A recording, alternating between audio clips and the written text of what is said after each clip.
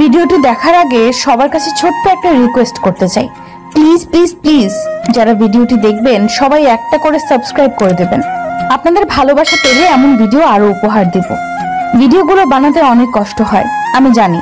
এই ভিডিওটি অনেক মানুষই দেখবেন, তাই প্লিজ একটা করে সাবস্ক্রাইব করে দেবেন। আর যারা আমাকে ভালোবাসে তারা সবাই একটা করে লাইক দিয়ে দেখিয়ে দিবেন লাভ ইউ অল। তো চলুন আজকের ভিডিওটি শুরু করা যাক। গল্প শুরু করার আগেই বলে দেওয়া হচ্ছে এটি একটি কাল্পনিক গল্প। সো চলুন শুরু করা যাক।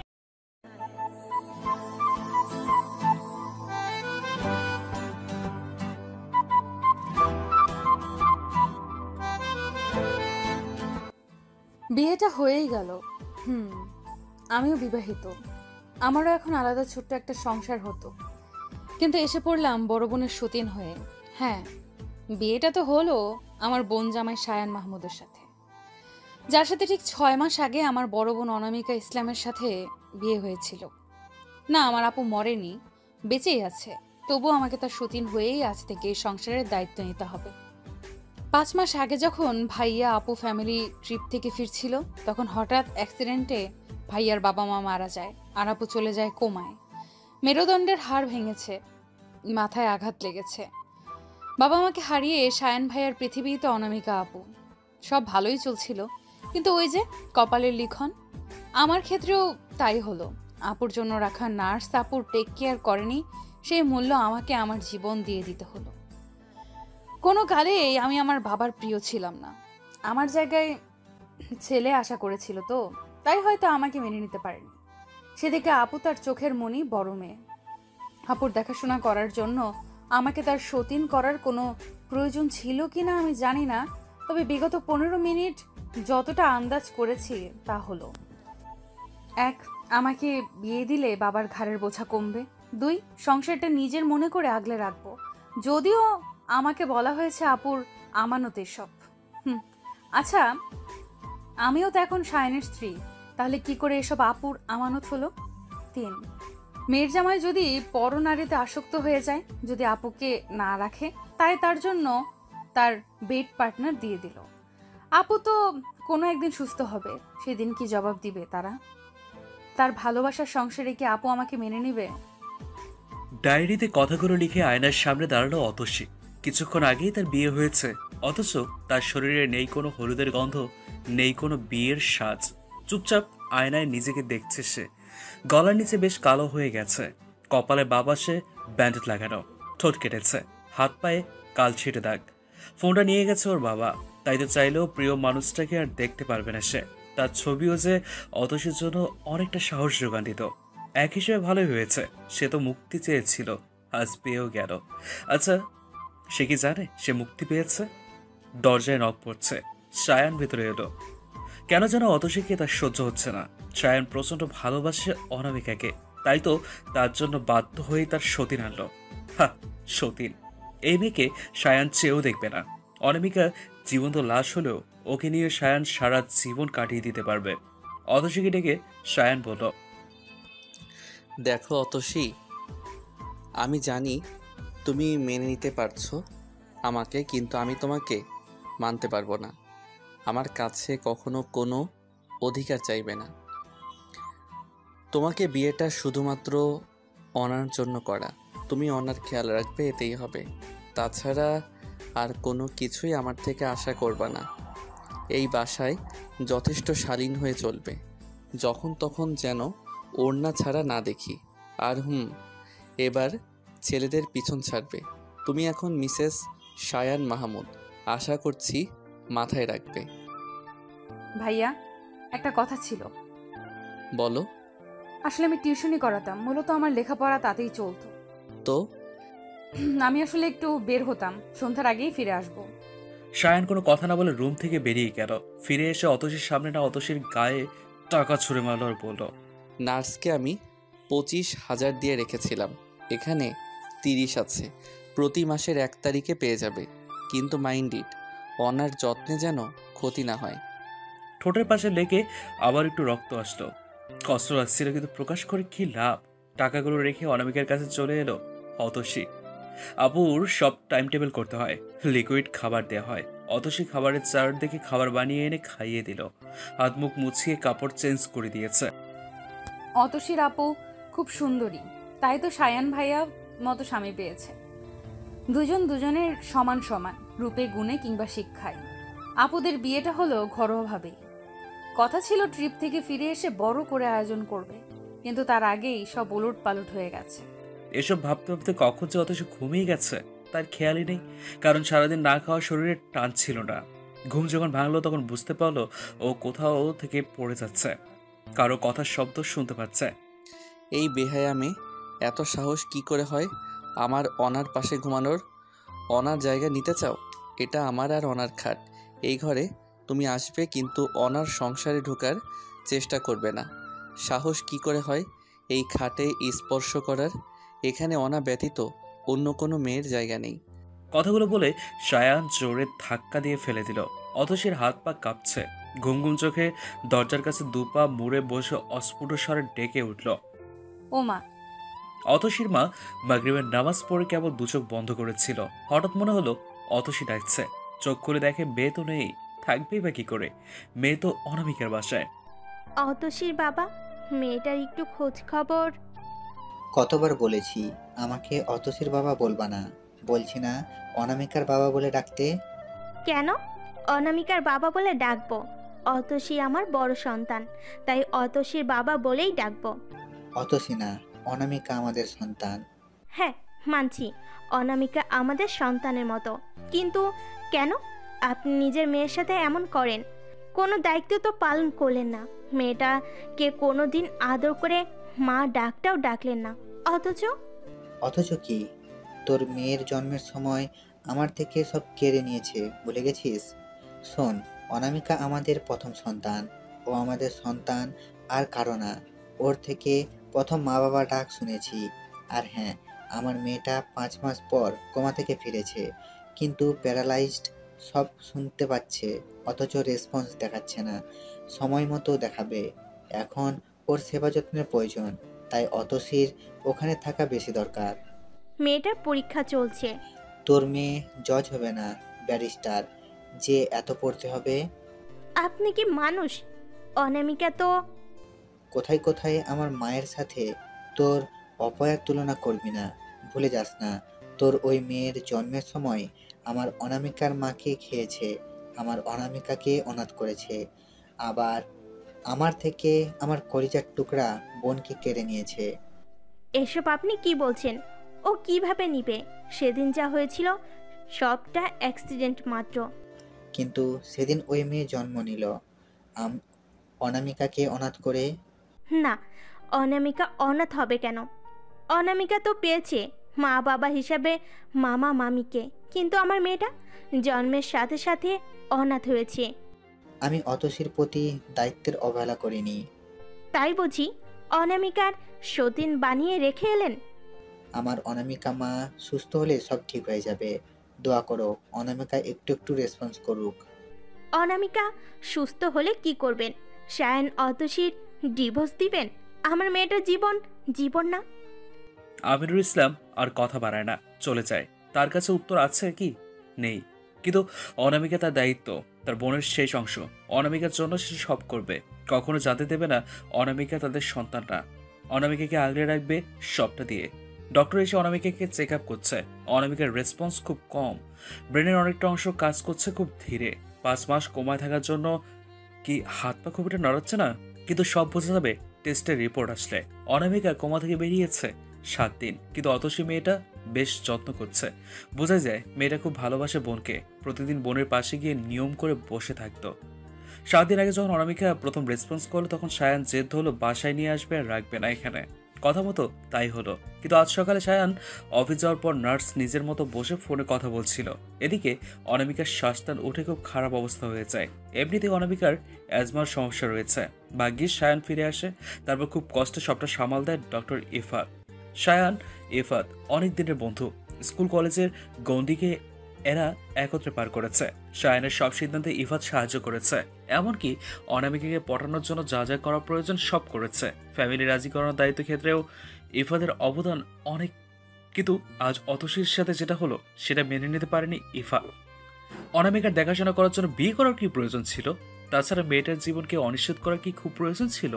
একদিন না একদিন অনামিকা সুস্থ হবে, তখন অতসীর কি হবে? কারো কোনো কথা, কারো কোনো মাথা ব্যথা নেই এই বিষয়ে। হ্যাঁ, অতসীর বাবা আজ যে রূপ ইফাত দেখেছে তাতে করে ইফাত বুঝে গেছে। আর যাই হোক, এই মেয়ের প্রতি তার বাবার কোনো দরদ নেই। এসব ভাবতে ভাবতেই হঠাৎ কল এলো ইফাতের ফোনে।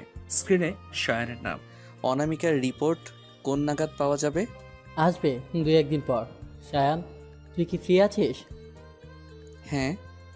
অতসীকে কেন বিয়ে করলি? জানি না। জানি না মানে কি? তুই অন্তত মেয়েটাকে বিয়ে না করলেও পারতি। মানে? অতসী তো পালানোর চেষ্টাও করলো, পরিণাম দেখলি তো। যদি তুই একবার না করতি তাহলে তো বিয়ে করতে হতো না। ও পালানোর চেষ্টা করলো বলেই তো বিয়েটা করলাম। মানে? যেই মেয়ে আমরা সবাই থাকতে অনামিকাকে ছেড়ে পালাতে পারে, সেই মেয়ে আমার অজান্তেও পালাতে পারে। অতসী পালা ছিল কারণ ও বিয়ে করবে না বলে। মেয়েটার ভবিষ্যৎ শেষ করে দিলি। ওর মনে তো লাড্ডু ফুটছে। মানে কি? অতসী বরাবর অনামিকাকে হিংসে করত, আর সবার সামনে এমন ভাবটা করত যাতে করে মনে হয় কিছুই জানতো না। অনামিকার সব জিনিস ওর চাই, এমনকি আমাকেও ওর চাই। তুই জানিস অতসী কতটা ক্যারেক্টারলেস মেয়ে, কত ছেলের সাথে ওর চলাফেরা। আমার সাথে অনামিকার বিয়ে ঠিক জেনেও আমাকে চাইতো। এমনকি অনামিকাকে ও ধমকিয়েছিল ও যে কোনো মূল্যে আমাকে বিয়ে করবে। এসব তোকে কে বলেছে? তুই নিজে দেখেছিস এমন কিছু? না, অনা এসব বলেছিল। বাহ, ভালো তো।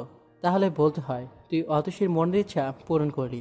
না, আমি ঠিক সে পরিমাণ কষ্ট ওকে দিব যতটা অনামিকাকে অতসী দিয়েছে। যতটা অনামিকা কেঁদেছে ঠিক ততটা কাঁদাবো। তুই দিন দিন মানসিক রোগী হয়ে যাচ্ছিস। যখন বুঝতে পারবি তখন অনেক দেরি হয়ে যাবে। হয়ে যাবে না, অলরেডি হয়েছে। মেয়েটাকে পারলে মুক্তি দিয়ে দে, এখনও সময় আছে। শায়ান কোনো কিছু বলে না। প্রতিশোধ তো সবই শুরু। অনামিকার প্রতিটি কষ্টে হিসেব তো অতসীকে দিতেই হবে। তারপর না হয় মুক্তির কথা চিন্তা করা যাবে। স্টাডি রুম থেকে বেরিয়ে বেডরুমে যাওয়ার সময় অতসীর রুম পড়লো। আজ তাদের বাসর রাত। অতসী তার জন্য অপেক্ষা করছে নাকি? 7-5 ভেবে অতসীর রুমে গেল শায়ান। বেঘরে ঘুমাচ্ছে সে। নিষ্পাপ লাগছে, কিন্তু মিস অতসী, তোমার এই চেহারার পিছনে যে এক জঘন্য ব্যক্তি লুকিয়ে আছে, যাকে শায়ান টেনে হিচড়ে বের করে আনবে। খুব ইচ্ছে ছিল তোমার, তাই না, আমার বউ হওয়ার? এজন্য তুমি এত জঘন্য খেলায় মেতে উঠেছিলে। সেদিন তোমার জন্য আমার পরিবার শেষ করে দিয়েছ। তোমার জন্য আজ আমার এই অবস্থা। সব থেকেও নেই, তোমাকে তো আমি ছাড়বো না। তুমি কতটা অসহায় হতে যাচ্ছ তুমি নিজেও জানো না। অনামিকার প্রতি করা তোমার প্রতিটা অত্যাচারের হিসেব তুমি পাবে। আমার মা বাবাকে খুন তুমি করেছ। সেদিন যদি তুমি জঘন্য নাটকটা না করতে তাহলে আমি এত ডেসপারেট হতাম না, অ্যাক্সিডেন্ট হতো না। অনামিকার মান সম্মান নিয়ে খেলতে চেয়েছিলে না তুমি? তোমাকে আমি মাঝ রাস্তায় বেইজ্জত করব। বিয়ের পরদিন মেয়েদের জীবনের সকালটা হয় অনেকটা মুগ্ধতায় পরিপূর্ণ সকাল। স্বামী সংসারের প্রথম সকাল, নতুন জীবনের নতুন অধ্যায়। কিন্তু অতসীর জন্য এমন কিছুই নেই। অনামিকার সংসার, অনামিকার স্বামী সম্পর্কের সাথে সতীন হলেও অতসীর কোনো জায়গা হয়তো নেই এই সংসারে। এই সংসারে মনে হয় হবেও না। আফসোস নেই, যার বাবার সংসারে সে ছিল না থাকার মতো, এটা তো আবার তার বাবার আদরের মেয়ের সংসার। মাঝে মধ্যে অতসীর মনে হয় সে তার বাবার মেয়ে না, না হলে তার বাবা তার সাথে এতটা খারাপ কিছু করতো না। ছোটবেলা অনামিকা হয়তো সত্য বলতো অতসীকে রাস্তায় কুড়িয়ে পেয়েছিল। প্রথমে বিশ্বাস করতো না, কিন্তু যখন থেকে ওর বাবাও রাস্তার মেয়ে বলে ডাকতো তখন থেকে অতসী নিজেও মনে করে হয়তো তাকে সত্যি রাস্তায় কুড়িয়ে পেয়েছে। সকাল সকাল ঘুম ভাঙলো অতসীর। ঘুম থেকে উঠে ফ্রেশ হয়ে তার চা খাওয়া খুব দরকার। মেয়েটা খুব চাখোর। চা বানিয়ে রুমে যেতেই শায়ানের ডাক পড়লো। কয়েক চুমুক সবে নিয়েছে, কিন্তু শায়ানের চিল্লানিতে হাত চা। সারের মতো চেঁচাচ্ছেন কেন? কি বললা? না মানে ডাকছিলেন কেন? তোমাকে এমনি এমনি মাসে 30,000 টাকা দিয়ে রাখিনি। যাও অনাকে ফ্রেশ করো। অতসী কোনো উত্তর দেয় না, চুপচাপ অনামিকাকে ফ্রেশ করিয়ে খাইয়ে দিয়ে আসে। শায়ান স্টাডি রুমে বসে বসে সব দেখছিল। অতসীকে সে বিশ্বাস করে না, তাই কাল রাতেই সিসি ক্যামেরা লাগানো হয়েছে পুরো রুমে। অতসী অনামিকার সাথে উল্টোপাল্টা কিছু করলে ওকে শেষ করে দেবে। অতসী যখন অনামিকার পা মুছিয়ে দিচ্ছিল তখন শায়ান হাসতে থাকে, বিদ্রুপের হাসি। ডুব দেয় অতীতে। কল দেওয়ার পর অনেকক্ষণ যাবৎ কান্না করছে অনামিকা। ওর প্রতিটি নাক টান দিয়ে কান্নার সুর যেন তীরের মতো বিচ্ছে। অনা, কি হয়েছে? কিছু না। কাঁদছো কেন? কাঁদছি না তো। আমি বুঝি তো, কেউ কিছু বলেছে? এবার অনামিকার কান্নার বেগ বেড়ে গেল। ফুপাতে ফুপাতে বলল, অতসী বাসার কোনো কাজ করে না, সব কাজ আমি করি। আজ একটু পানি আনতে বলেছি বলে ও আমাকে যা ইচ্ছা বলে গালি দিল। আর জানো কি বলল? কি? আমাকে নাকি সারা জীবন ওর দাসীবন্দি হয়ে থাকতে হবে, ওর বাসায় কাজ করে খেতে হবে। কথা বলে আবার কাঁদতে থাকে অনামিকা। সায়নের প্রচন্ড রাগ সেদিন উঠলেও কিচ্ছু করতে পারেনি। কিন্তু আজ মিস অতসীকে সে অনামিকার দেখাশোনা করার জন্য রেখেছে, যে অনামিকার কাজের লোক ব্যতীত কিছুই নয়। অনামিকা বুঝতে না পারলেও অনুভব তো করতে পারবে। ঘোর কাটলো ফোন কলে। সায়নের ফ্রেন্ড আরহান কল দিয়েছে। পেশায় সে একজন অ্যাডভোকেট, সায়নের লিগ্যাল অ্যাডভাইজারও বলা যেতে পারে। সায়ান, তুই কি শিওর? হ্যাঁ। কিন্তু এতে অতিশীল লাইফ রিস্কে পড়ে যাবে। I don't care about her, I just want that man. ভেবে বলিস, আজ থেকে অতিশী তোর নামে পরিচিত হবে। এখানে অনামিকার পরিচয় ঠুকো নয়, বলতে গেলে অস্তিত্ব নেই। কারণ কেউ কিন্তু জানে না সে অতিশী না, অনামিকা প্রথম স্ত্রী। আর এটা যদি হয় সে অ্যাক্সিডেন্টটা তোর বিজনেস রাইভালদের মধ্যে কেউ করছে, তাহলে কিন্তু অতিশী হবে ওদের নেক্সট। আমি এটাই চাইছি, ওরা নেক্সট মুভ দিক, কেননা এতেই এর পিছনে কে আছে বেরিয়ে আসবে। তুই অতিশীকে টোপ হিসেবে ব্যবহার করেছিস। মেয়েটার লাইফের একটা মূল্য আছে, যদিও ওর কিছু হয়। অনার থেকে অ্যাটাকারদের দূরে রাখার এর থেকে ভালো কোনো উপায় আমি এখন আর দেখছি না। যা ভালো বুঝিস কর। সায়ান অনামিকার বিয়েটা ঘরোয়াভাবে হয়, আগেই কাউকে জানায়নি, কারণ বিজনেস ট্রিপ ছিল। সায়ান চেয়েছিল ফিরে এসে বিয়ে করবে বেশ ধুমধামে, কিন্তু অতসীর অত্যাচারে অনামিকা প্রায়ই মন খারাপ করে থাকতো। সায়ান বুঝতো না কেন অনামিকা এসব সহ্য করে। ওর বাবাকে জানালেই তো অতসী ওকে চালাতে পারে না, কিন্তু অনামিকা ওর বাবাকে জানাতে নারাজ। এদিকে অনামিকার মন খারাপ দেখে কোনো মতে বিয়ে করে ওকে নিয়ে সায়ান বিজনেস ট্রিপে চলে যায়। সাথে সায়ানের বাবা মা ছিল, কারণ সায়ান ছিল একমাত্র সন্তান, আর ওর বাবা ওর মাকে ছাড়া কোথাও যেত না। দিনগুলো বেশ ভালোই কাটছিল, স্বপ্নের মুহূর্ত ছিল। অনামিকার হাসি খুশি চেহারা, বাবা মা সব মিলিয়ে সময়টা সায়ানের জন্য অমূল্য। কিন্তু অতসীর জন্য সব শেষ হয়ে গেল। অতসী, অতসী, অতসী, এই মেয়েকে আমি ছাড়বো না, কোনো দিন না। অতসী, অতসী, জি বলুন। 1 কাপ চা দাও, 5 মিনিটের মধ্যে। 7 মিনিটের মাথায় অতসী চা নিয়ে দাঁড়ায় আয়ানের সামনে। মুচকি এসে সায়ান চায়ের কাপ হাতে নেয়।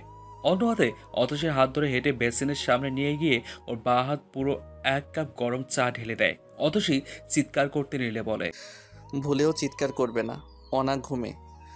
অতসী তাতে দাঁত চেপে সহ্য করে, চোখ দিয়ে পানি তো পড়ছেই। সায়ান অতসীর কানের কাছে গিয়ে ধীরে ধীরে বলে, যার বউ হওয়ার জন্য এত কাঠখোট্টা করলে তার সম্পর্কে এটা জানো না যে সে চা না কফি পছন্দ করে? কফি চাই, 5 মিনিট সময়, না হলে আবার এমন হবে। Mind it, miss Atasi. Atasi চুপচাপ চলে গেল। সায়ান রুমে এসে থম মেরে বসে গেছে। অতসীর কাছে যেতেই অমন কেন ফিল হলো? মেয়ের চুলে তো মারাত্মক স্মেল। কি দেয় চুলে? আর এত লম্বা চুল। বরাবরই সায়ানের লম্বা চুল পছন্দ হলেও অনামিকার চুল এত বড় রাখতো না গরমের কারণে। উফ, কি সব ভাবছে সে। দ্রুত ফোন বের করে ম্যানেজারকে কল দিয়ে আজকের পার্টির সম্পর্কে সব কাজ দেখে নিতে বলল। আজ সে মিসেস সায়ান মাহমুদ হিসেবে অতসীকে পরিচয় করিয়ে দেবে। অতসী হয়তো চিন্তাও করতে পারবে না যে পরিচয় সে এতদিন পেতে চেয়েছিল, সেই পরিচয় পেয়েও ওর জীবনে কতটা বিপদ ডেকে আনছে। হা হা।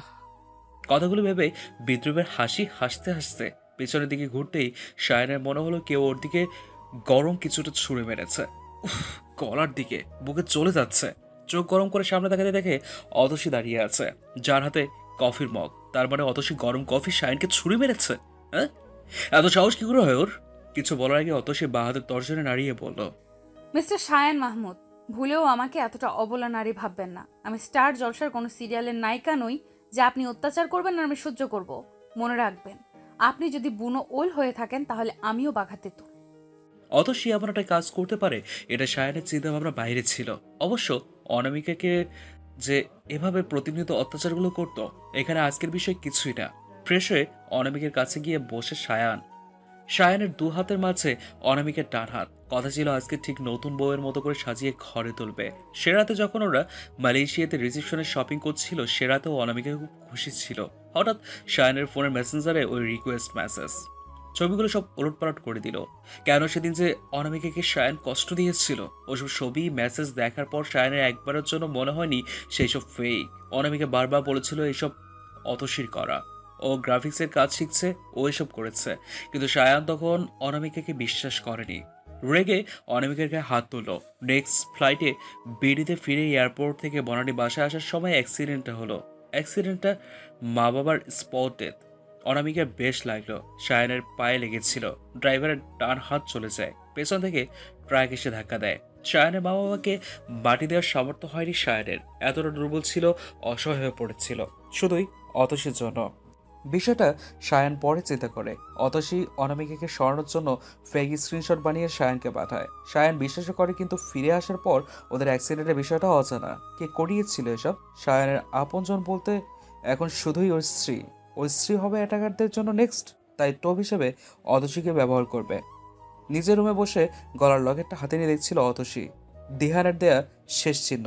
আচ্ছা, দিহান কি কখনো জানবে যে অতসী কতটা কষ্টে আছে? নাকি সে কখনোই খোঁজ নেবে না? হয়তো নেবে না, কারণ অতসী শুধুই তার জন্য অপমানের ছিল। সে পাইলট আর অতসী ন্যাশনাল স্টুডেন্ট। তার আগে পিছে কত মেয়েরা ঘুরে, আর সেখানে অতসী ব্যাকডেটেড। বোরখা পরে বিলাসিতা নেই, আসলে বিলাসিতা করার ক্ষমতা নেই। উচ্চ মধ্যবিত্ত ফ্যামিলি থাকলেও ক্লাস 8-এর পর বাবার কাছ থেকে 2 পয়সাও পায়নি। অতসীর প্রতি দিহানে যা ছিল সবটা ছিল মোহ, আবেগ বা নেশা। 3 মাসের ছোট্ট সম্পর্কে তো আরো 2 মাস আগেই শেষ করে দিয়েছে দিহান। আসলে সবাই দুর্বলকে নিশানা করে কিনা, তবে দিহান তথসীর জন্য ছিল এক আশার ক্ষীণ আলো, যে ক্ষীণ আলো শক্তি যোগাতো।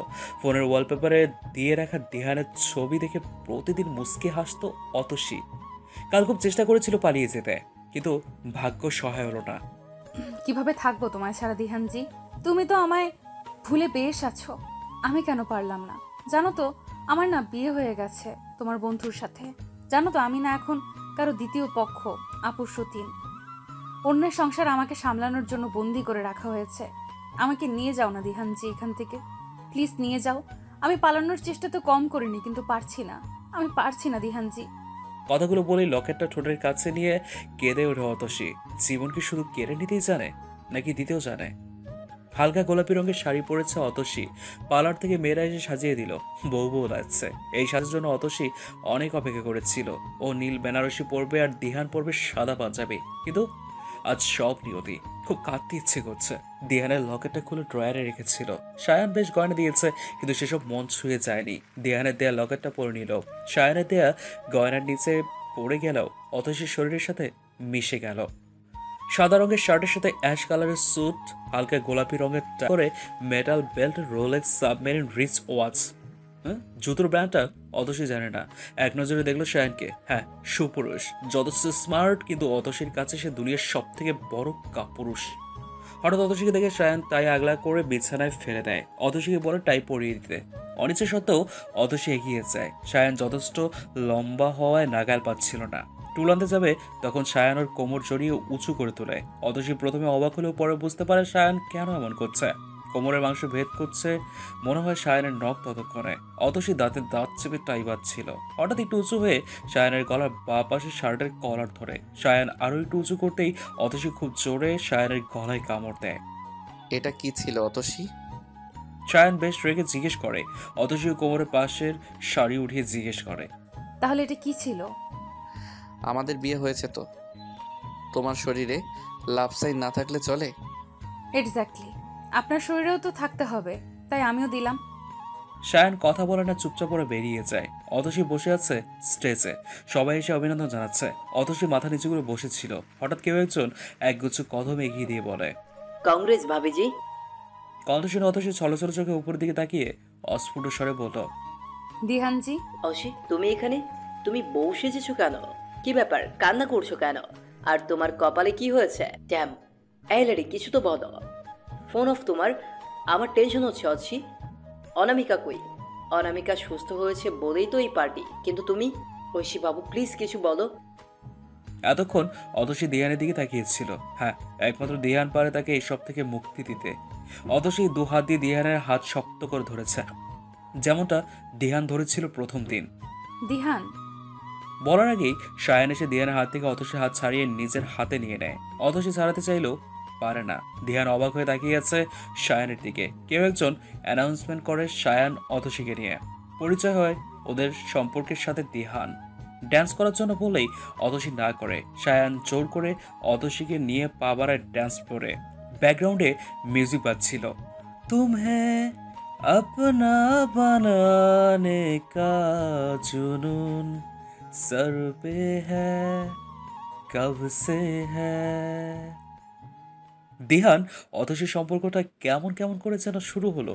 তখন অনামিকাদের অ্যাক্সিডেন্ট হয়েছে। সায়ান অনামিকা হসপিটালে। অনামিকা রক্ত লাগবে, অতসী দিল। নিজেই বাঁচে না, আবার রক্ত। কিন্তু রক্ত কেনা বেচা হারাম, তাই দিল। নামি দামি হসপিটালগুলোতে রোগীর সাথে থাকতে দেয় না। অতসীকে রেখে ওর বাবা চলে গেল। একে তো মেয়েটা এই শহরে নতুন, আর থাকবে যে এমন কোনো জায়গাও নেই। অতসী যখন ব্লাড দিয়ে ওয়েটিং সিটে বসেছিল, খুব অসহায় লাগছিল। ওর বাবা অযথা রেখে গেল, কারণ না পারবে ও অনামিকের কাছে যেতে, না পারবে কিছু করতে। এদিকে হসপিটালে ক্যাবিন সব বুকড। ইফাত নিজের চেম্বারে গিয়ে বসলো, নিয়ে বসালো। মেয়েটাকে দেখে বারবার ইফাতের বড্ড মায়া হয়। মায়া না করুণা জানে না। অনামিকার বিয়ের সময় মেয়েকে প্রথম দেখে ওরা সবাই। বিয়েটা হয় অনামিকাদের গ্রামের বাড়িতে। বিয়ে বাড়িতে বেআইনদের সাথে অনেক অনেক মজা করছিল। তেমন একটা মজা ছিল ওদের ফ্রেন্ডসদের সবাইকে মরিচের গুঁড়ো দিয়ে শরবত খাওয়ানো। যখন ফানটা বেশি হয়ে গেল, তখন মেয়েরা অতসীর নাম দিল। বাড়ি ভর্তি মানুষের সামনে ওর বাবা ওকে বাঁশের ঝাড়ু দিয়ে ঢিল দেয়। ঝাড়ু গিয়ে লাগলো অতসীর কপালে। চুপচাপ দাঁড়িয়েছিল। বাবাকে বড্ড ভয় পায়। সেদিন ইফাত অতসীর কপালে ব্যান্ডেড করে দেওয়ার সময় কয়েকটা মেয়ে এসে সরি বলে। অতসী মুস্কি হেসে বলে, ব্যাপার না, আমি ঠিক আছি। ইফাত অবাক হলো, এমনটাও হয় বলছি? হ্যাঁ, বাবার কাছে তো মেয়ে মানে জান্নাত, অথচ অতসী এতটা অবহেলার পাত্রী কেন? তাছাড়া পুরো 3 দিন অতসীর ঘাড়ে বাড়ির যে কোনো দোষ চাপিয়ে ওকে বকা হতো, কিন্তু চুপচাপ শুনে যেত সে। প্রতিবাদ করলেই ওর বাবা এসে মারত। এমনকি বিয়ের দিন অতসীকে দূরে রাখা হলো। দিহানের আসার শব্দে ইফাতের ঘোর কাটলো। ইফাত কিছু মনে না করলে আমি অতসীকে নিয়ে যেতে যাচ্ছি। ওর বাবা আসলে? এখানে ওর কি কাজ একটু বলবে? ওই লোকটার সমস্যা কি? মেয়েটাকে ওভাবে কেন কষ্ট দিচ্ছে? আজব ক্যারেক্টার। তুই ম্যানেজ করবি কিছু একটা বলে। মেয়েটার রেস্ট দরকার। দিহান কোনো কথা না শুনে অতসীর দিকে হাত বাড়িয়ে দেয়। বিশ্বাস করতে পারেন, সেদিনের মতো সেদিন পানিতে পড়তে দিইনি, আজ এই শহরের ভিড়ে। দিহানের সাথে বাসায় এসে চুপচাপ বসে আছে অতসী। বাসায় কি কেউ নেই? অতসীর সামনে দিহান ডাবের পানি আর জুস এনে রাখে। নিন। আমি ডাবের পানি খাই না। জুস। দিহান উঠে যায়, এক গ্লাস গরম দুধ নিয়ে আসে, তারপর বলে, এবার দয়া করে বলবেন না আপনি দুধ খান না। আসলে লাইক সিরিয়াসলি? আমি না শুনছি না। আমি ফ্রেশ হয়ে খেয়ে নিব, কিন্তু কি? আমি তো কোনো ড্রেস আনিনি। দিহান কিছুটা চিন্তা করলো, তারপর একটা শাড়ি এনে দিল।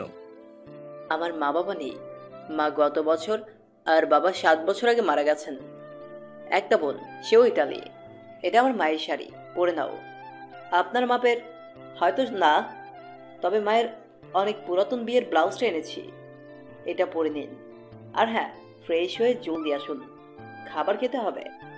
অতসী ফিরে এলো। দিহান কিছুক্ষণ তাকিয়ে থেকে চুপচাপ খেয়ে নিল। হাতে এক্সট্রা চাবি, মাস্টার কি আর একটা কার্ড দিল। এসব কি আপনার রুম? না, সব রুমে লক খোলা যায়। দয়া করে এসব রাখুন, আর ভেতর থেকে লক করে ঘুমাবেন। কেন? পুরুষ মানুষকে বিশ্বাস করতে নেই। এভাবেই 2 দিন কাটলো। হঠাৎ করে অতসীর বাবা ওকে নিয়ে গেল। দিহানের অবস্থা খারাপ, ফোন নাম্বারও নেই, কিন্তু কি থেকে কি করবে? যাওয়ার সময় দেখা হয়নি। অতসীকে ইফাদের ক্যাবিনে রেখে বেরিয়েছিল। যাওয়ার পর শুনে ওর বাবা ওকে নিয়ে গেছে। অতসী ফিরল 3 দিন পর। সে সময় ক্যাবিন খালি হলো। দিহান ওর জীবনের সব থেকে বড় ডিসিশনটা নিল। অতসীকে জোর করে ওর বাড়ি নিয়ে গেল। বাড়ি ঢুকেই অতসীকে কাউচে বসে ওর 2 হাত নিজের হাতে ভরে নিল। কি হলো দিহান ভাইজান, এমন করছেন কেন? এই মেয়ে, ভাইজান কেমন ডাক? আর আমি তোমার ভাই না? হ্যাঁ, জান বলতে পারো। জান না, বেশি বড় হয়ে যাও। তুমি আমাকে দেহানজি বলে ডাকতে পারো। তুমি আমাকে দেহানজি বলে ডাকবে। জানের ছোট্ট মিষ্টি ভালোবাসার প্রথম অক্ষর দিয়ে জি। মনে হচ্ছে স্টার প্লাসের নাটক চলছে আর আমি ন্যাকা নায়িকা যে তার নায়ককে ন্যাকামো করে জি জি করছি, জি জি ডাকছে? মনে হলে তাই, কিন্তু আমি তোমাকে সত্যি আমার জীবনে চাই, আমার নায়িকা হিসাবে। এটা হয় না, আপনি আমার সম্পর্কে জানেন না। জানার প্রয়োজন বোধ করছি না। প্লিজ। আমি তোমাকে ভালোবাসি, এর থেকে বড় কোনো সত্যি বা কথা আছে বলে এখন ভাবছি না। আমার এলোমেলো জীবনে তোমাকে চাই, একটু সুখ চাই, একটু।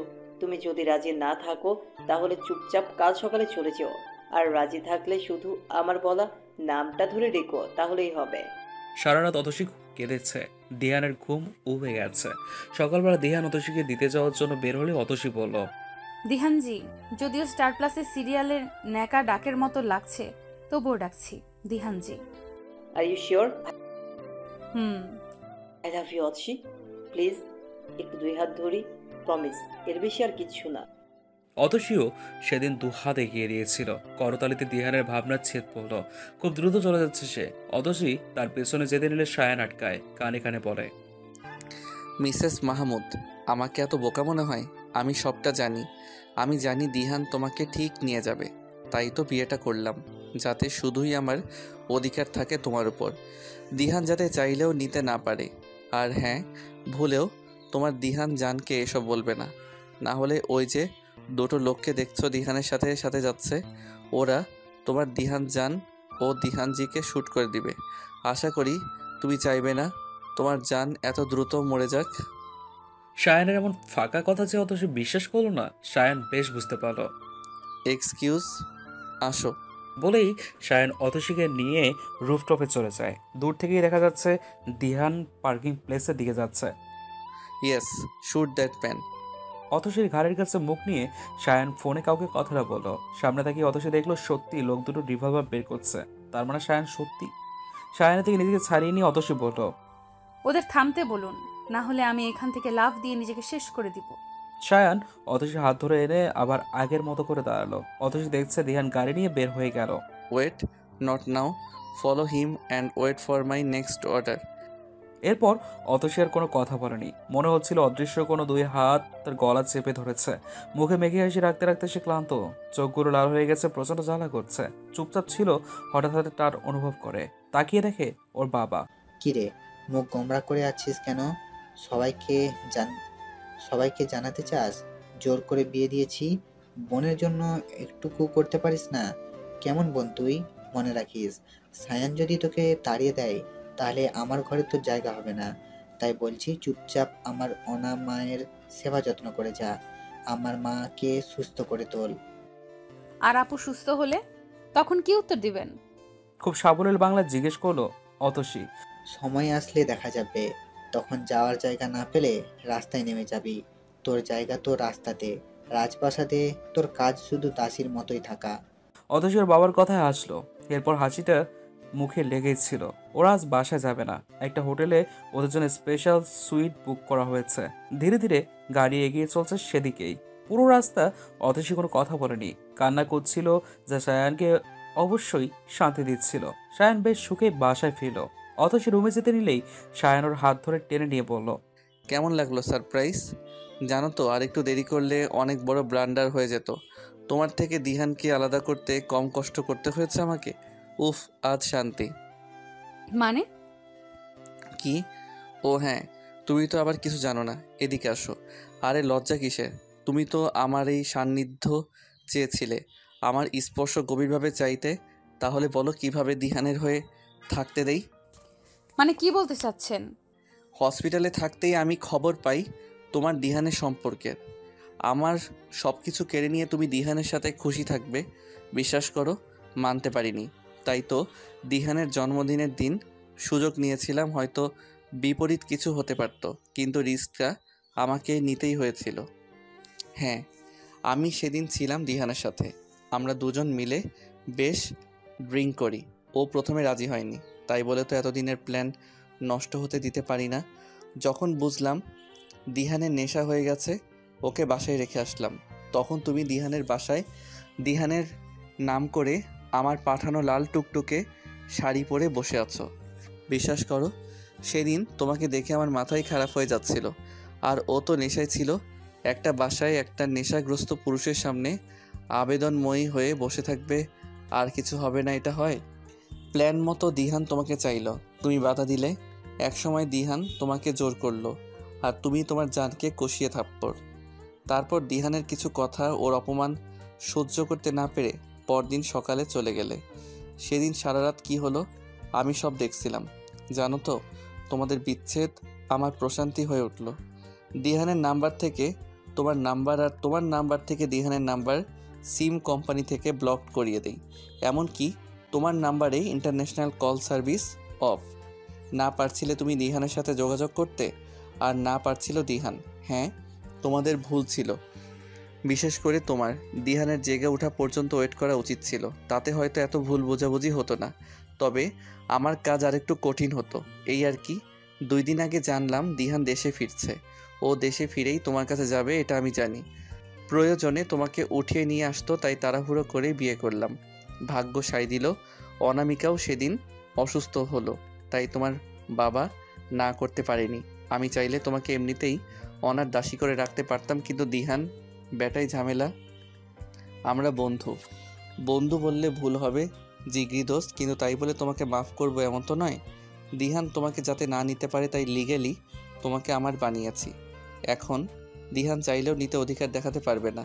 তুমি ভুলেও দিহানকে এসব জানাতে যাবে না। যদি কিছু জানাও তাহলে ওকে আমি আমার রাস্তা থেকে নয়, দুনিয়া থেকে সরিয়ে দিব।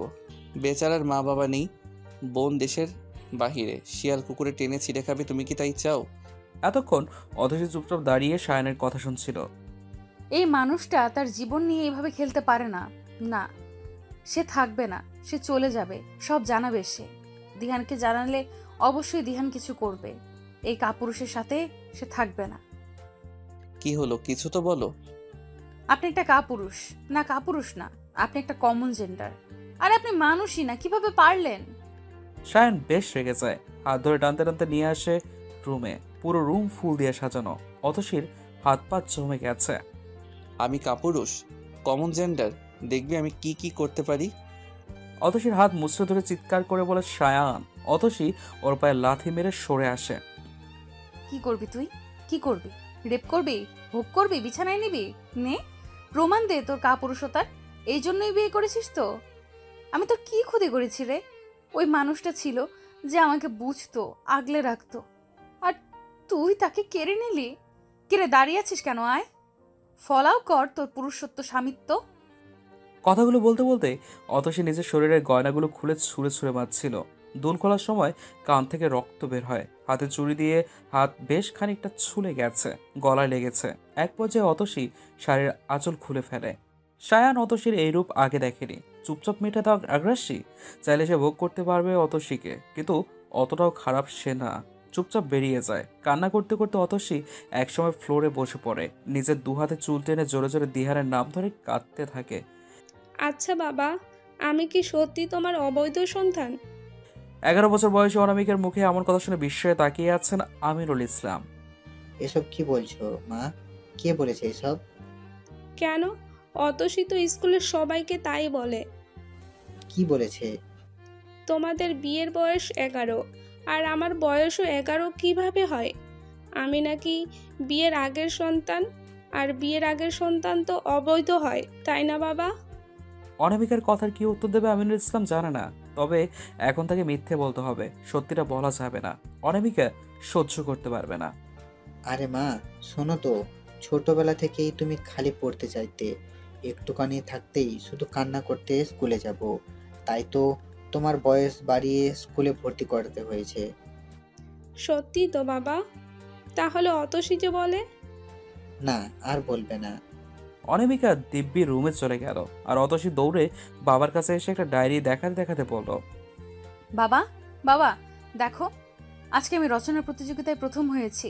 হেড স্যার আমাকে এই ডায়েরি আর কলমটা দিয়েছে, দেখো। 8 বছর বয়সী অতসীর এতটা উল্লাস তার বাবার কান অব্দি পৌঁছায় না। সে খুব জোরেই ধমক দিল। অতসী কুকড়ে গেছে, চুপচাপ দাঁড়িয়ে আছে।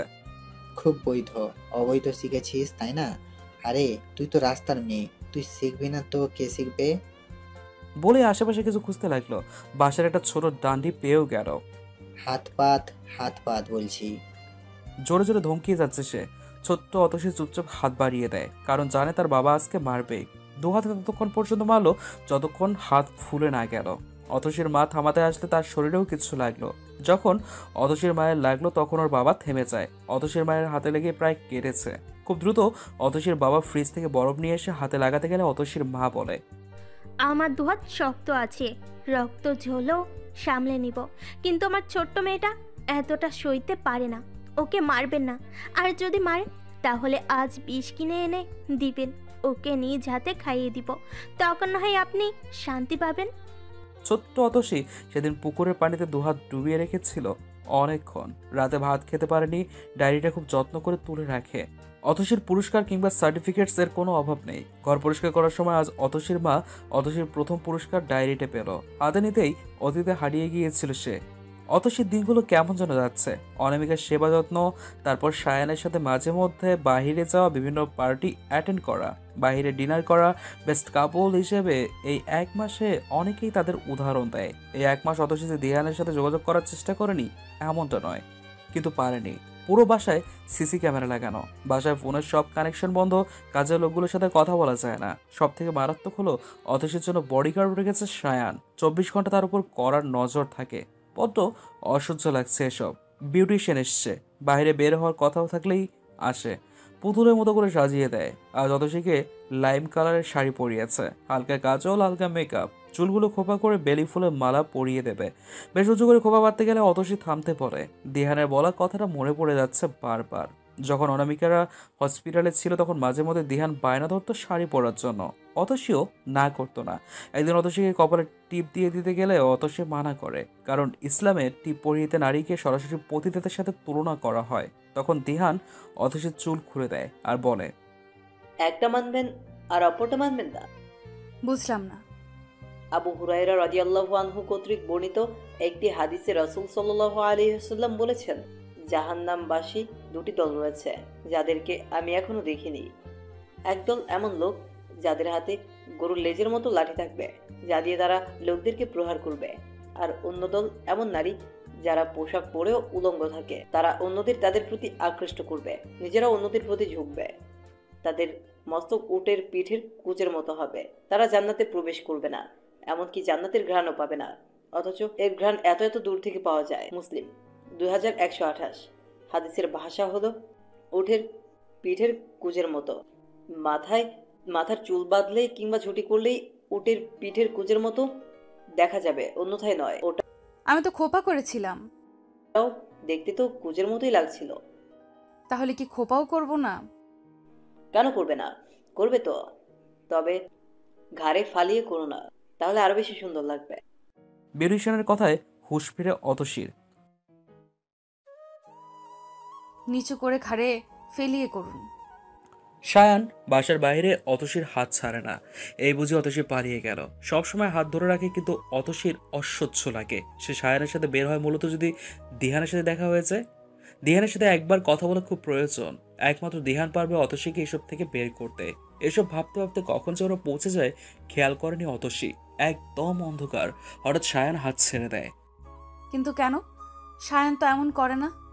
হঠাৎ অতসী হাতে কারো স্পর্শ অনুভব করলো, খুব কাছ থেকে। ব্যাকগ্রাউন্ডে মিউজিক বেজে উঠল। স্পটলাইট পড়তেই চেহারা স্পষ্ট হলো দিহান। অতসী দুটো হার্টবিট মিস করলো। আজকে সবটা জানবে আর ফিরবে না। কিন্তু আজ দিহানের চোখের ভাষা বড্ড অচেনা লাগছে। খুব শক্ত আর বাজেভাবে স্পর্শ করছে সে। ওর সাথে তাল মিলিয়ে কাপল ডান্সটা করতে প্রায় কষ্ট হচ্ছে অতসীর। অনেকবার কথা বলার চেষ্টা করলো, কিন্তু অতসীর কোনো কথা দিহান শুনলই না। গান শেষে দিহান অতসীর কানে কানে বলল, তুমি ভুলো কিছু মে, মেরি পেহলি খাতো তুম হো। গান শেষে দিহান অতসীর হাত খুব শক্ত করে ধরে অন্য হাত বাড়িয়ে দেয় অন্ধকারে। লাল চুড়ি পরা একটা মেয়ের হাত। মেয়েটা আলোতে আসতেই দিহান অতসীর হাত ছেড়ে দিয়ে বলে, meet my wife, Mrs Raima Mehboob, wife of Dihan Mehboob. অতসী দুপা পিছিয়ে যায় আর সামনে মেয়েটা দৌড়ে এসে ওর উপর পড়ে। অতসী দোস্ত, তুই কই হারিয়ে গিয়েছিলি? এতটা পর আমি তোর সেদিন এক্সাম হল থেকে আমি আগে বের হলাম, আর তোকে পাইনি। কই ছিলি তুই? আমি তো তোকে খুঁজে হয়রান। পরে আন্টির কাছে সবটা শুনলাম। দোস্ত, তোর সাথে আমার অনেক কথা আছে। দিহান রাইমাকে ওর ওয়াইফ বলে পরিচয় দিল কেন? ও কি তাহলে রাইমাকে? না না, তা কি করে হয়? তার প্রাক্তন প্রেমিক তার বেস্ট ফ্রেন্ডকে বিয়ে করেছে, তার শেষ আশাও শেষ হয়ে গেল। ঘোর কাটে রাইমা তাকে। জানিস তো, যখন বিয়ে ঠিক হলো তখন তোকে আমার সব থেকে বেশি প্রয়োজন ছিল। ফোনেও যোগাযোগ করতে পারিনি। আজ সকালে দিহান বলল আমার জন্য সারপ্রাইজ আছে। আগে যদি জানতাম তুই হবি আমার বিয়ের গিফট, তাহলে আরো আগে বিয়ে করে নিতাম। অতসী কিছুই বলল না, চুপচাপ দাঁড়িয়ে আছে, শায়ানকে খুঁজছে। শায়ান খানিকটা দূরে দাঁড়িয়েছিল, মুখে মুচকে হাসি। দিহানের দিকে তাকালো অতসী। প্রতিশোধ প্রতিশোধ নিল দিহান? কেন অপেক্ষা করলো না? হ্যাঁ, সেদিন সে সারপ্রাইজ পেয়েছিল শায়ান অতসীর বিয়েতে, তাই বলে আজ অতসীকে সারপ্রাইজ দিল? হ্যাঁ, একটু কি অপেক্ষা করা যেত না? রাইমা কথা বলেই যাচ্ছে, দিহান চুপচাপ দাঁড়িয়ে আছে আর অতসীকে দেখছে। অসহ্য লাগছে অতসীর। রাইমাকে থামিয়ে দিয়ে অতসী বলল, আমি জানতাম না তোর বিয়ে। সত্যি সারপ্রাইজ হয়েছে, লাইফের বেস্ট সারপ্রাইজ। তোকে দেওয়ার মতো আজ আমার কাছে কিছুই নেই। না রে, আছে, একটা জিনিস আছে। গলার ভারী নেকলেসের নিচে থেকে গলার সাথে লেগে থাকা চিকন চেনের সাথে একটা লকেট, সেটাই খুলে অতসী রাইমার হাতে দিল।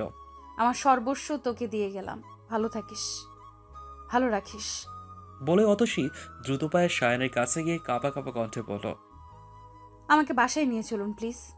শায়ান অতসীর হাত ধরে বুঝলো মেয়েটা অসম্ভব প্রকার কাঁদছে। দ্রুত হাত ধরে বেরিয়ে গেল ওরা। দূর থেকে রাইমা ওদের দিকে তাকিয়ে দেখছিল। দিহান মনে মনে বলল, ঠিক এমন লেগেছিল আমার সেদিন, যেদিন তুমি আয়ানের বউ সেজে বসেছিলে, মিসেস অতসী মাহমুদ। অতসীর অবস্থা সত্যিই ভালো না। শায়ান বুঝতে পারছে এতটা শক্ত হয়তো নিতে পারেনি। অনবরত হাত পা কাঁপছে মেয়েটার। বা হাত দিয়ে ওকে কাছে টেনে এনে নিজের কাঁধে জোর করে মাথা রাখলো শায়ান। অতসী চোখ বন্ধ করে আছে। চোখের সামনে দিহানের চেহারা ভেসে উঠছে বারবার। কথাগুলো কানে বাজছে। এমনভাবে অতসী সব হারিয়ে ফেললো। হ্যাঁ, দিহান বেঁচে বেঁচে ওর বেস্ট ফ্রেন্ডকে বিয়ে করলো। হ্যাঁ, রাইমা অতসীর বেস্ট ফ্রেন্ড। বোনের ভালোবাসা সে অনামিকার থেকে না, রাইমার থেকে পেয়েছে। যখন যখন বাবার কমতি অনুভব করেছে, রাইমার বাবা ওর মাথায় হাত রেখেছে। রাইমার মায়ের কাছে রাইমার আগে অতসী। রাইমার কোনো দোষ দেওয়া যায় না, কারণ ও তো জানেই না দিহান নামের কেউ অতসীর জীবনে ছিল।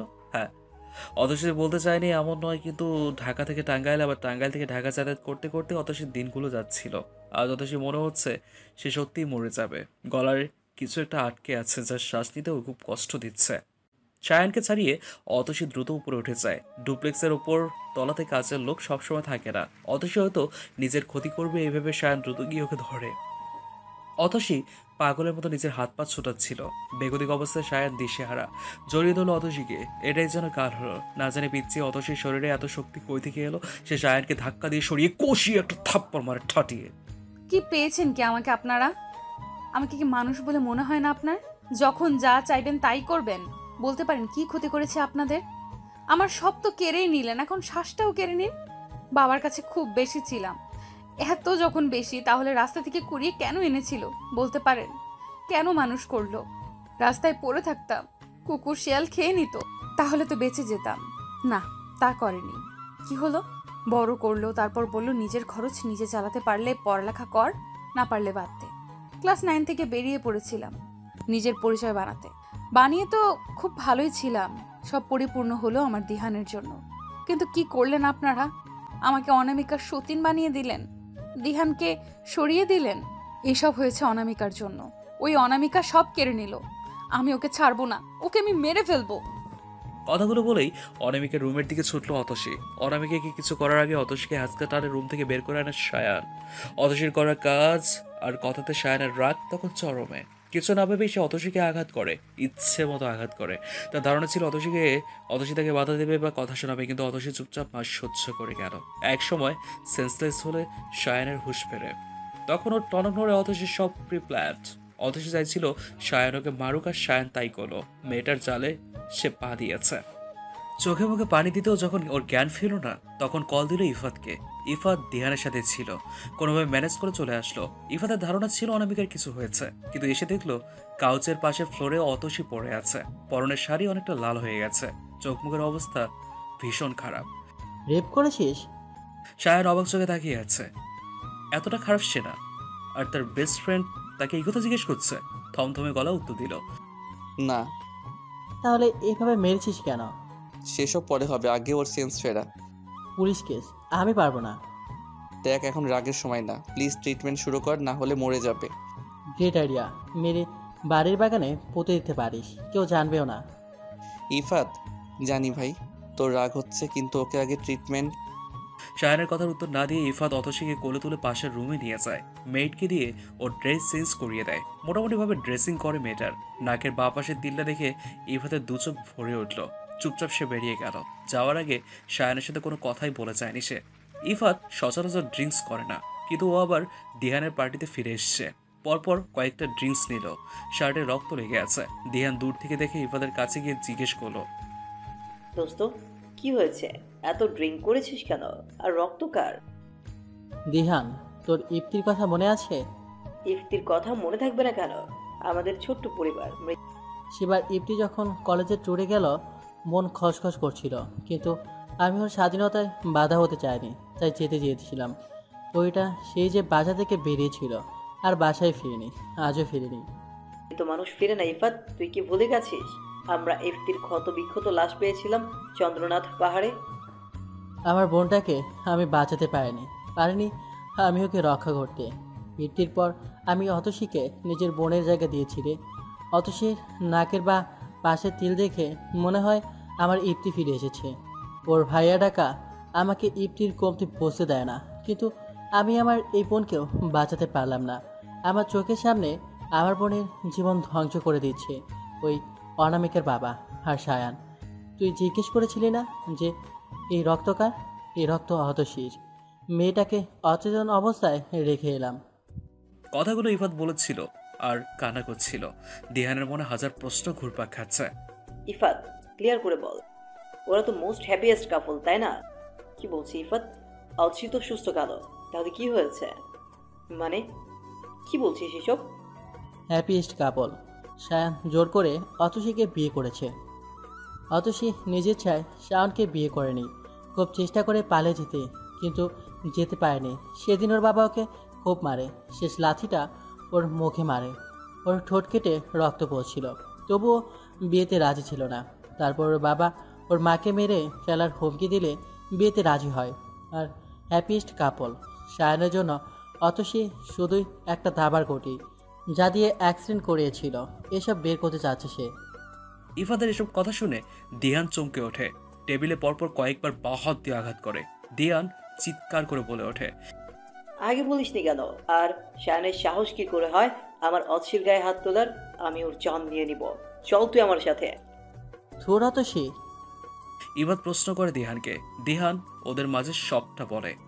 এটাও বলে, অচ্ছিকে দেখানোর জন্য ওর বেস্ট ফ্রেন্ডকে বিয়ে করেছে, কিন্তু সে অচ্ছিকে ভালোবাসে। ওর প্রত্যাখ্যান সহ্য করতে না পেরে এসব করেছে। ইফাত দিহানকে থামিয়ে দেয়। অতসী ফিরবে না দিহান, কারণ আমি অতসীকে চিনি। ও নিজের জন্য কিছুই ভাববে না। আর সব থেকে বড় কথা, রাইমা তোর বিয়ে করাবো, তোর দায়িত্ব। তুই অতসীকে ছেড়ে দে দিহান। ও বাঁচলে বাঁচবে, মরলে মরবে।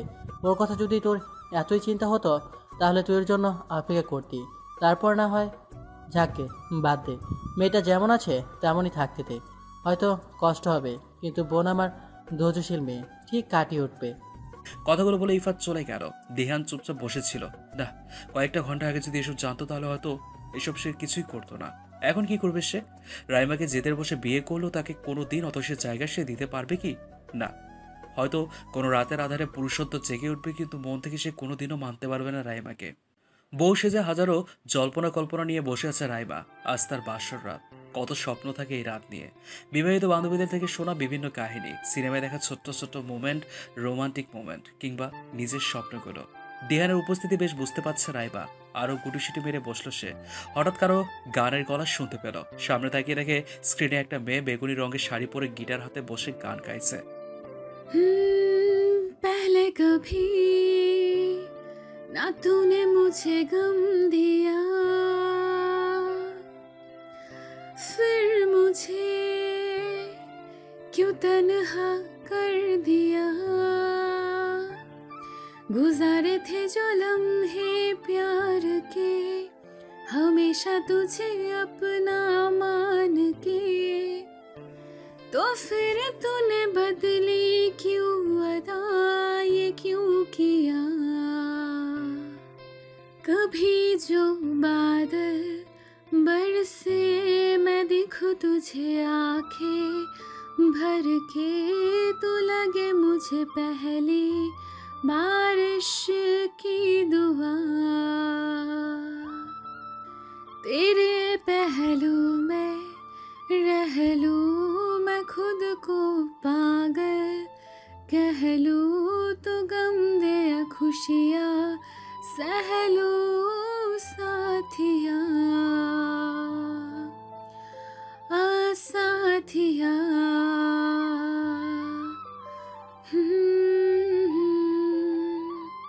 कोई नहीं तेरे सिवा मेरा यहाँ, मंजिलें है मेरी तो सब यहाँ, मिटा दे जो भी आ जा फासले, मैं चाहूँ मुझे मुझसे बांट ले, तो फिर तूने बदली क्यों अदा, ये क्यों किया। স্ক্রিনে অতসী, পাশে দিহান বসে আছে। খুনসুটিময় তাদের সময়। বুকের মধ্যে মোচড় দিয়ে উঠল রাইমার। দিহান অপলকভাবে স্ক্রিনে অতসীর দিকে তাকিয়ে আছে। রাইমা, আপনাকে কিছু বলার আছে আমার। এরপর আপনি যদি মনে করেন আপনি মুক্তি চান তবে আমি দিয়ে দিব, কিন্তু এর জন্য আপনি অতসীকে কখনো দোষ দিতে পারবেন না। আমি অতসীকে ভালোবাসি। রাইমা কিছুটা আন্দাজ করেছিল, খুব কষ্ট হচ্ছিল, কারণ বাঙালি মেরে 3 বার কবুল বলার সাথে সাথে মানুষটাকে আশ্রে পৃষ্ঠে জড়িয়ে নেয়। রাইমার জন্য পুরো পৃথিবী এখন দিহান, কিন্তু বাসরাতে যদি কোনো মেয়ে জানতে পারে তার স্বামীর প্রাক্তন প্রেমিকা তার বেস্ট ফ্রেন্ড এবং তার স্বামী এখনো প্রাক্তনকেই ভালোবাসে, বাসরাতে তাদের বাসর ঘর বাজছে তার স্বামীর প্রাক্তনের সাথে কাটানো মুহূর্তগুলোর ভিডিও, তাহলে অবশ্যই তার জন্য আজকের রাতটা কি স্মরণীয় নয়? অবশ্যই।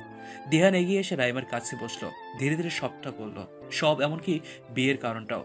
এখন রাইমা বুঝছে অতসীর ওভাবে রিয়্যাক্ট করার কারণ। অতসীর জন্য রাইমা তো এতটুকু করতেই পারে, কারণ সে দেখেছে তো মেয়েটা ছোট্ট থেকে শুধু অবহেলাই পেয়েছে। তাছাড়া অতসী রক্ত দিয়ে তার ভাইয়ের জীবন বাঁচিয়েছিল, অনেক ঋণ আছে মেয়েটার কাছে। যদি দিহান হয়ে থাকে সেসবের কিছুটা শোধ হয়, তাহলে না হয় এতিম মেয়েটাকে রাইমা সব দিয়ে দেবে। হ্যাঁ, এতিমই তো, যার বাবা থেকেও নেই, যে জীবনে শুধু হারিয়েছে, সে না হয় এই একটু সুখের ভাগিদার হবে। হাতের উল্টো পিঠে চোখ মুছে রাইমা জবাব দিল, অসি যদি ফিরে আসে আমি অবশ্যই চলে যাব, আপনি ওকে ফিরিয়ে আনার ব্যবস্থা করুন। রাত একটু গভীর হতে অতসীর শরীর কাঁপিয়ে জ্বর এলো। বার দুয়েক বমি করাতে সায়ানের বেশ অস্বস্তি হচ্ছে। মেয়েটার মাথায় লেগেছে, আর মাথায় ব্যথা পেলে যদি বমি করে তাহলে অনেক সমস্যা হয়। একদিকে অনামিকা, অন্যদিকে অতসী। নিজের প্রতি রাগ হচ্ছে সায়ানের, কিভাবে মেয়েটাকে মারলো। আসলে অনামিকাকে মারার কথা বলাতে মাথা ঠিক ছিল না তার। হ্যাঁ, সায়ানের একটা চাপা রাগ আছে অতসীর উপর, সেই রাগের বশে এমন করে, কারণ সায়ান তার মাকে খুব ভালোবাসে। প্রথম দেখাতে নাকি ওর মা অতসীকে পছন্দ করে, কিন্তু অতসী বিয়ের জন্য না করে দেয়। সায়ানের মা বড্ড অপমানিত হয়। সায়ান দেখতে যথেষ্ট হ্যান্ডসাম, স্মার্ট, টাকা পয়সা কম না, তাও অতসী সায়ানকে দেখতেও নাকি চায়নি। এই নিয়ে সায়ানের মায়ের বেশ মন খারাপ ছিল। এসব সায়ানকে জানায় অনামিকা। তারপর ধীরে ধীরে পরিচয় বুঝতে পারে অনামিকাকে ভালোবেসে ফেলেছে। অনামিকার প্রতি অতসীর অত্যাচার কুড়ে করে খেত সায়ানকে। ও লাইফের দুজন মানুষ যাদেরকে সায়ান সব থেকে বেশি সম্মান করে, তাদের কি অতসী এতটা অপমান করেছে? হ্যাঁ, সায়ান সেদিন বলেছিল, ক্ষমা যতই মহৎ গুণ হোক না কেন, আমি প্রতিশোধ নিতেই পছন্দ করব। অতসীর পরনের কামিজ ভিজে গেছে। সায়ান মেয়েডকে ডেকে চেঞ্জ করিয়ে দিল। অনামিকার কাছে ছিল, আবার অতসীর কাছে এলো। মেয়েদের কি কোনো আক্কেল জ্ঞান নেই? নাইটি পরিয়ে দিয়ে গেছে, এমনিতেই মেয়েটা জ্বরে কাবু হয়ে আছে। হঠাৎ চোখ গেল অতসীর গলা একটু নিচে, বুকের হাড় শুরু হয়েছে সেখান থেকে একটু নিচে বাঁ পাশে বেশ খানিকটা নীল হয়ে আছে। না, অতসীকে সায়ান ওখানে আঘাত করেনি তো? তাহলে মনে পড়ে গেল ওদের বিয়ের দিনের কথা। ও হ্যাঁ, অতসীর বাবা কিছু একটা দিয়ে ওকে মেরেছিল। তবে কি সেই থেকে দাগ? কালচে নীল হয়ে আছে। অতসী পাশ ফেরে সায়ান চুপচাপ ওর পাশে বসে আছে। সকালে ঘুম ভালো সায়ানের। অদ্ভুতভাবে অতসী সায়ানের হাতে মাথা রেখে ঘুমোচ্ছে। ঘড়িতে জানান দিচ্ছে 8:37। ঘড়ি 9টার দিকে, ইবাদ আসবে 9:30 দিকে। অতসী, উঠো তো একটু। উঠে চেঞ্জ করে নাও না প্লিজ। ইফাদ আসবে, তার আগে প্লিজ চেঞ্জ করে নাও। সায়ান অতসীকে নিয়ে ওয়াশরুমে যায়। বাইরে দাঁড়িয়ে আছে অতসী। ফ্রেশ হয়ে বেরিয়ে অনামিকার রুমের দিকে পা বাড়ায়। কোথায় যাচ্ছ? যা কাজের জন্য আমাকে রেখেছেন সেই কাজ করতে। তুমি অসুস্থ অতসী? ঘোড়ার আবার খোড়া রোগ? তার ছেলের সাথে কথাগুলো বলে অতসী বাইরে পা বাড়াতেই ইফাত আসে। কেমন আছো? দাদা ভাই আমি ভালো, তুমি? আমিও। এসো তো, কেন? কপালে কাঁটাটা দেখবো। লাগবে না দাদা ভাই, আমি ঠিক আছি। যার সব শেষ সে কি এই একটু একটুতে? তুমি এসো। ইফাতের জেদ অতসীর বড্ড ভালো লাগে, মনে হয় যেন ওর আপন ভাই সে। অতসী, একটা বার দেহানের কথা আমাকে বলতে। বাদ দাও। তুমি ফিরবে দেহানের কাছে? কথাটা শুনে অতসী চমকে ওঠে। কি বলছে এসব? দিহানের কাছে ফিরবে মানে? দিহানের কাছে ফিরলে রাইমার কি হবে? সে জানে হারানোর কষ্ট কি। জানো তো, ক্লাস 5-এ থাকতে একদিন হেড স্যার সবার বাবাকে ডাকলো। যারা বৃত্তি দিবে তাদের বাবা যেন স্কুলে যায়। বাবাকে অনেক বলার পরেও বাবা গেল না। সেদিন যদি বাবা গিয়ে স্কুলের স্যারের সাথে কথা না বলে তাহলে বৃত্তি পরীক্ষা দিতে দিবে না। পুরাতন হেড স্যার থাকলে কোনো ঝামেলাই হতো না। সেদিন অনামিকাকে নিয়ে বাবা মেলায় গিয়েছিল, শীতের মেলাতে, তাই স্কুলে যাওয়ার সময় তার হবে না। পরের পাঠ খুব শীঘ্রই আসতে চলেছে।